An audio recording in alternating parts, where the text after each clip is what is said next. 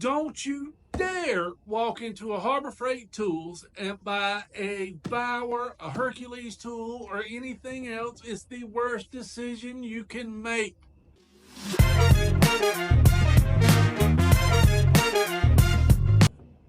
Listen, I hear that all the time from everybody, those HarborFreight tool haters. I'm not so sure they're correct. So over the next couple of weeks, what I'm going to do is unbox several tools from them, and we're going to break them down from top to bottom and see if they're any good. All right, let's get this thing unboxed and find out what's inside the box first. And just to let you know, HarborFreight has not sent me these tools. I have purchased them out of my own pocket. So you're going to get an honest review on what they are, good or bad.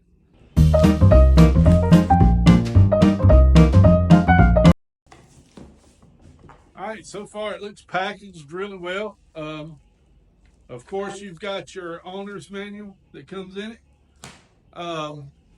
Everything looks to be okay. You've got a little box here, and it's gonna have your bit where you can change your bits and your chuck. So that's there. Gonna have your adjustment arm.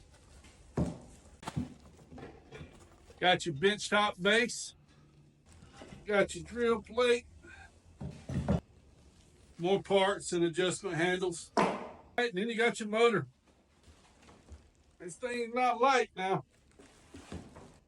All right, I'm gonna break out the instructions, see how well they are too. I wanna know everything. And I want you to know everything. And maybe you can use this video to put it together if you wanted to. If you decide to buy it, I wanna see if the instructions are easy to read. That's part of the review. Can't go wrong on that. Your gear teeth go on the side, so that's pretty easy.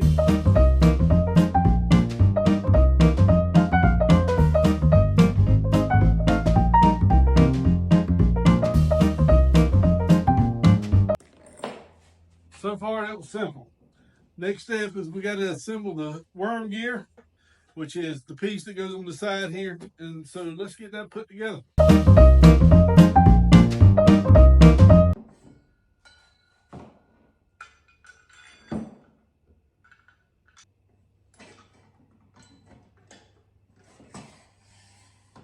The instructions were a little confusing on that. It doesn't detail that out, but that little gear arm or notch arm on the side needs to go in before you put the base on into your rotating arm, your gear mechanism here, to get it up and down. So, gonna put this back on,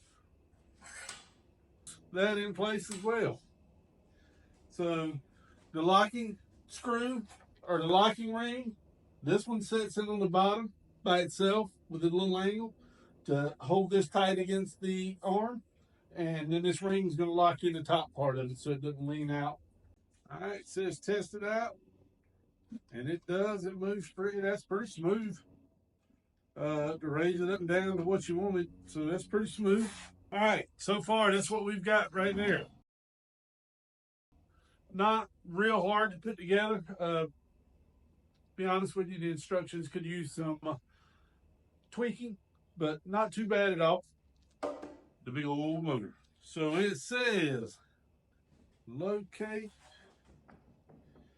the set screws, and they're already clear.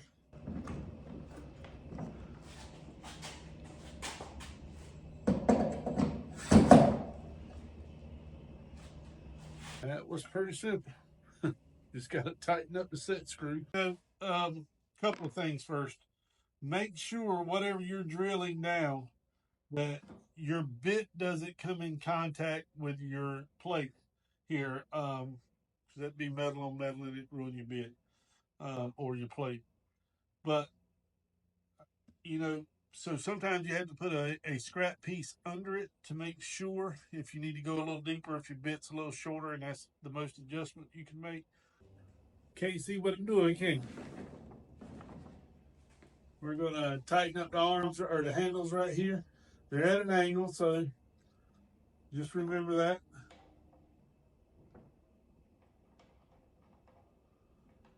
Can't see as well when I'm doing it from behind. So you got 3 handles. Pretty common.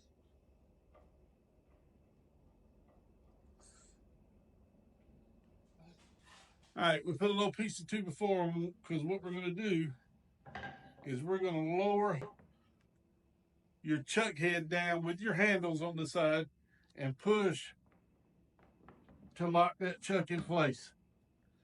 See there? It's locked now. All right, that's pretty much it. So we're going to adjust our camera and we're going to use this puppy. So let's plug her up and see how she works. And in the back of your instruction booklet, there is our owner's manual. There is a page that will tell you the RPMs and whether it's wood, aluminum, brass, iron, whatever you're drilling. But for wood, they have this thing set at 630 RPMs. And remember, the lower the speed, the more torque you're going to have. The higher the speed, the less torque you're going to have. So if you're drilling something hard, that's pretty good. So they've got it set where I want to use it. So, and that's at 630 RPMs. That's what I've got here and what I want. And you can check your height to see if you need to raise your table. Like I wouldn't be deep enough right there. If you can see that, I'm not below my 2x4 or would be able to go through my 2x4.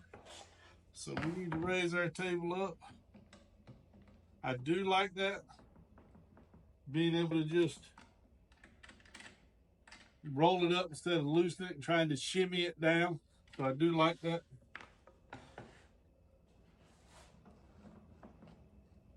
All right, now I know when I hit that plywood, I'm good to go. Now this thing comes with a laser, so we're gonna see how accurate that is, and I'm gonna put a mark on this 2x4. How good that is. So I've got me an X right there, and we're gonna see how good it is. It's got a light, I like that. And a laser. You can see the laser better without the light, but it gives you a cross point. And let's show you that. It gives you a cross, dead center where you're, and that's right on it.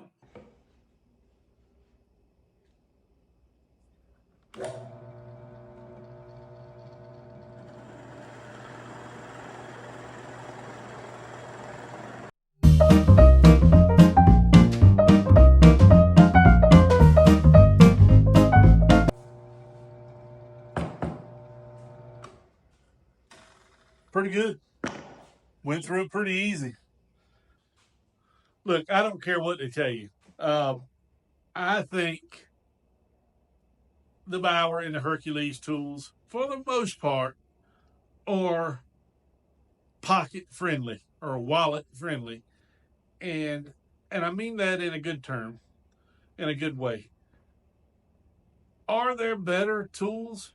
Yes, there are better tools. But for the price you pay, you're going to get a long usage out of these tools.